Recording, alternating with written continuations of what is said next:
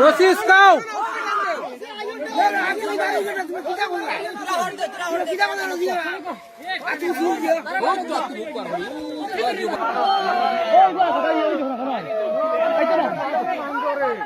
আইতো না ও তে হইছে না হইছে ও চলো চলো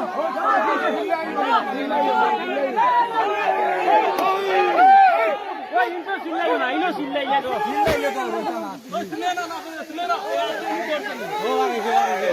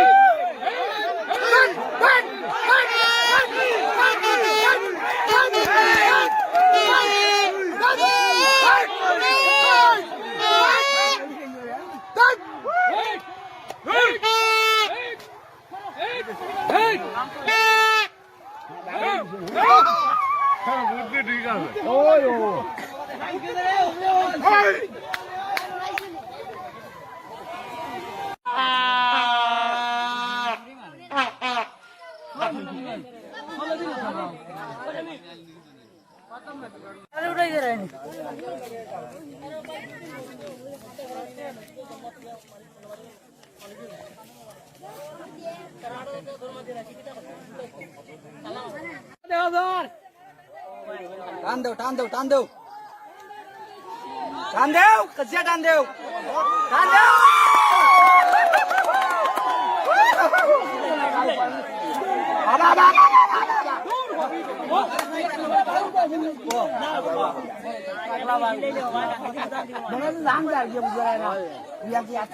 আচ্ছা শুনা পাইছো আজি ইয়াত বনৰীয়া হাতীৰ জাক এটা আহিছিল এই বিষয়ে আপুনি কি ক'ব আজি ৰাতিপুৱা মানে 4টামান বজাত মানে প্ৰায় 100 হাতীৰ জাক আহি আমাৰ বহুত কুঁহিয়াৰ খেতি লোকচান কৰিছে প্ৰায় 50 বিঘামান খেতি ভাঙি বিনষ্ট কৰিছে আচ্ছা এই বিষয়ে বন বিভাগক কিবা খবৰ দিয়া হৈছিল নেকি খবৰ দিয়া হৈছে মানে তেওঁলোকে কোনো সহায় কৰা নাই মানে বন বিভাগ আহি পোৱা নাই আহি পোৱা নাই আচ্ছা পিছত কি হৈছে পিছততো আমালোকে ৰাইজৰ মানুহ একগোট হৈ মানে আমাৰ ৰছীডাল টানি মানে হাতীবিলাক ওলাইছে খেতিৰ পৰা এতিয়া হাতীজাক বনত মানে গৈছে নে কুঁহিয়াৰত আছে মানে বেলেগৰ ক্ষেত্ৰত আছে মানে এতিয়ালৈকে বনত যোৱা নাই আচ্ছা এই বিষয়ে চৰকাৰক কিবা ক'ব নেকি আপুনি মই চৰকাৰক আহ্বান জনাইছো মানে বন বিভাগক মানে নথি কলমে মানে এইটো পহৰা তদন্তৰ কাৰণে কৰিব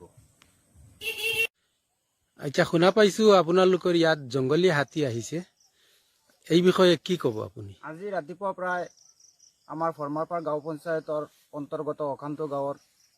গাঁৱত প্ৰায় 100 মান হাতী আহি আমাৰ 100 বিঘা কুঁহিয়াৰ এফালৰ পৰা নষ্ট কৰিছে একমাত্ৰ বন বিভাগৰ চৰম গাফিলতিৰ কাৰণে আমি দুখীয়া ৰাইজ এইবোৰ দুখ কষ্টৰ সন্মুখীন হৈছো আচ্ছা বন বিভাগক কিবা খবৰ জনাইছে বাৰে বাৰে বন বিভাগক অৱগত কৰাৰ পিছতো এতিয়া প্ৰায় 11টামান বজালৈকে তেখেতসকল আহি উপস্থিত হোৱা নাই পিছত আমি ৰাইজ একগোট হৈ ৰছী টানি এফালৰ পৰা হাতী এটা সাইড কৰিছো তথাপিও এতিয়াও সম্ভৱ আছে আকৌ আহি সোমোৱাৰ আচ্ছা এই বিষয়ে আপুনি চৰকাৰক কিবা আহ্বান জনাব নেকি এইটো বিষয়ে আমি আমাৰ বিভাগীয় বিষয়ববীয়াসকলক আমি এখিনি ক'ব বিচাৰিছো যে আমি দুখীয়া ৰাইজ ইফালে লকডাউন ইফালে আমি ফ্লাড এফেক্টেড এৰিয়াৰ মানুহ তেখেতসকলে যাতে আহি আমাৰ ক্ষতিপূৰণৰ কিবা এটা সহায় কৰে